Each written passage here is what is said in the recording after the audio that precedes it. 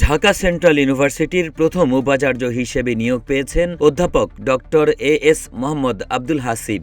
তিনি বাংলাদেশ প্রকৌশল বিশ্ববিদ্যালয়ের ন্যানোমেটেরিয়ালস অ্যান্ড সিরামিক ইঞ্জিনিয়ারিং বিভাগের শিক্ষক। 15 ফেব্রুয়ারি রাতে শিক্ষা মন্ত্রণালয়ের মাধ্যমিক ও উচ্চ শিক্ষা বিভাগের সহকারী সচিব মোহাম্মদ শাহ আলম সিরাজের সই করা প্রজ্ঞাপন থেকে এ তথ্য জানা যায়। প্রজ্ঞাপনে বলা হয়, রাষ্ট্রপতি ও চ্যান্সেলরের অনুমোদন ক্রমে ঢাকা সেন্ট্রাল ইউনিভার্সিটি অধ্যাদেশ অনুযায়ী অধ্যাপক ড.এ.এস. মোহাম্মদ আব্দুল হাসিবকে ঢাকা সেন্ট্রাল ইউনিভার্সিটির উপাচার্য পদে নিয়োগ দেওয়া হয়েছে। এতে আরও বলা হয়, উপাচার্য হিসেবে তার নিয়োগের মেয়াদ হবে যোগদানের তারিখ থেকে 4 বছর। এছাড়া তিনি বিশ্ববিদ্যালয়ের প্রধান নির্বাহী কর্মকর্তা হিসেবে সার্বক্ষণিকভাবে বিশ্ববিদ্যালয় ক্যাম্পাসে অবস্থান করবেন। রাষ্ট্রপতি ও চ্যান্সেলর প্রয়োজন মনে করলে যে কোনো সময় এই নিয়োগ বাতিল করতে পারবেন।